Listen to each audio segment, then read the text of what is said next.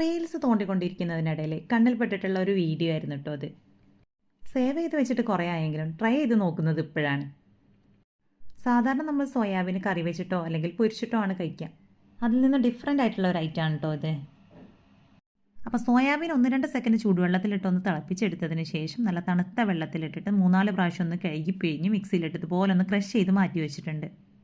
ഇനി പാനിലേക്ക് 1 teaspoon butter ചേർത്ത് കൊടുത്തതിന് ശേഷം ചെറുതായിട്ട് അരിഞ്ഞെടുത്തിട്ടുള്ള ഇഞ്ചിയും വെളുത്തുള്ളിയും കൂടി ചേർത്ത് ഒന്ന് മൂപ്പിച്ചെടുത്തതിന് ശേഷം ഒരു സവാള പൊടിയായിട്ട് അരിഞ്ഞെടുത്തതും 2 പച്ചമുളകും പിന്നെ ഒരു തക്കാളി ചെറുതായിട്ട് അരിഞ്ഞെടുത്തതും കൂടി ചേർത്തിട്ടൊന്ന് മിക്സ് ചെയ്തിട്ടെടുക്കാം. വെജിറ്റബിൾസ് ഒക്കെ ഇഷ്ടമുള്ളത് ചേർത്ത് കൊടുക്കാം കേട്ടോ. അപ്പോൾ ഞാൻ ഈ ഒരു സമയത്ത് ഇതിലേക്ക് ഉപ്പ് ചേർത്ത് കൊടുത്തിട്ടുണ്ട്. എല്ലാം കൂടി ചേർത്തൊന്ന് മിക്സ് ചെയ്തെടുത്തതിന് ശേഷം പിന്നെ ചേർത്ത് കൊടുക്കുന്നത് ക്യാപ്സിക്കാണ്.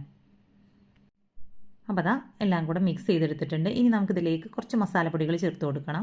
1 ടീസ്പൂൺ വീതം കാശ്മീരി മുളക് പൊടിയും ചിക്കൻ മസാല, 1/2 ടീസ്പൂൺ വീതം പെരുംജീരക പൊടിച്ചതും അതുപോലെ തന്നെ നമ്മുടെ കുരുമുളക് പൊടിയും 1/4 ടീസ്പൂൺ മഞ്ഞൾപ്പൊടിയാണ് ചേർത്ത് കൊടുത്തിട്ടുള്ളത്. എല്ലാം കൂടി ചേർത്ത് അതിൻ്റെ ഒരു പച്ചക്കുത്തലൊക്കെ ഒന്ന് മാറിക്കഴിഞ്ഞാൽ പിന്നെ ഇതാ നമ്മുടെ ക്രഷ് ചെയ്തെടുത്തിട്ടുള്ള സോയാബീനും കൂടി ചേർത്തൊന്ന് മിക്സ് ചെയ്തെടുത്ത് കഴിഞ്ഞ് അതിലേക്ക് 1/2 കപ്പ് വെള്ളവും കൂടെ ചേർത്ത് ഒന്നുകൂടെ മിക്സ് ചെയ്ത് നമുക്കിതിനെ അടച്ച് വെച്ചിട്ടൊന്ന് വേവിച്ചിട്ടെടുക്കാം.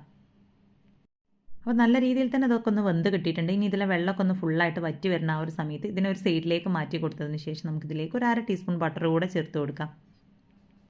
ഇനി ഇതിലേക്ക് 2 മുട്ടയാണ് ഞാൻ ചേർത്ത് കൊടുക്കുന്നത്. മുട്ട ചേർത്ത് കൊടുത്തതിലേക്ക് ഒരല്പം കുരുമുളക് പൊടിയും ഒരല്പം ഉപ്പും കൂടെ ചേർത്ത് ജസ്റ്റ് ഒന്ന് മിക്സ് ചെയ്തിട്ടെടുക്കാം.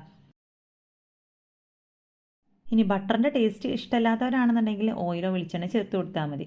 അപ്പോൾ അത് ആ മുട്ടയ്ക്ക് നല്ലപോലെ ഒന്ന് ചിക്കി എടുത്തതിന് ശേഷം നമ്മൾ റെഡിയാക്കി വെച്ചിട്ടുള്ള സോയാബീൻ്റെ മിക്സ് ഇതിലേക്ക് കുറേശ്ശെയായിട്ട് ചേർത്ത് നല്ല രീതിയിൽ തന്നെ ഒന്ന് മിക്സ് ചെയ്ത് കൊടുക്കണം.